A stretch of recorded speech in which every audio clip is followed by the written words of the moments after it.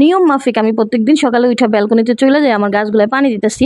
আজকে যখন আমি পানি দিতে গেলাম, পানি দিতে যাই দেখি মাশাআল্লাহ আমার কুমড়ো গাছের পাতাগুলো অনেক বড় বড় হয়েছে। মাশাআল্লাহ গাছটাও ভালোই বড় হইতেছে। ভাবলাম এই কুমড়ো গাছের পাতা দিয়ে কিছু রান্না করা যাক। তো রাস্তার পাশে যেহেতু গাছের পাতা ছিঁড়া ভালো মতো ধুয়ে নিলাম, পরিষ্কার কইরা আধা ঘন্টা আগে ভিজায় রাখা মশারির ডালগুলো ব্লেন্ডার করে নিলাম। এই ব্লেন্ডার করা মশারির ডালের মধ্যে আমি দিয়ে দিলাম পরিমাণ মতো লবণ, ভেষণ, হলুদের গুঁড়া, মরিচের গুঁড়া আর এই যে ম্যাগি মশলাটা দিয়ে দিলাম।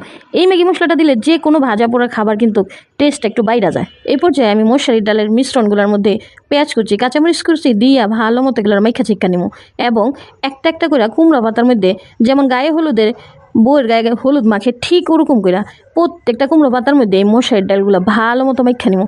মাইখা এমনি মোড়ায় এক সাইডে রেখা দিমু।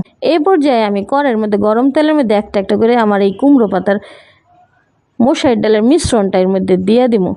অল্প আছে ঢাইকা দিমু, ঢাইকা আস্তে আস্তে এটাকে ভাজা শুরু করবো। এই যে ভাজতে ভাজতে শেষ, আমার ভাজা হয়ে গেছে। কুমড়োর বড়া মসুরের ডাল দিয়া এক প্লেট ভাত নিয়ে বসে গেলাম। খাইতে খাইতে এটা যে কখন 4-5টা খাইয়া ফেলাইছি, এদিক দিয়ে প্লেটের ভাতও শেষ হয়ে গেছে।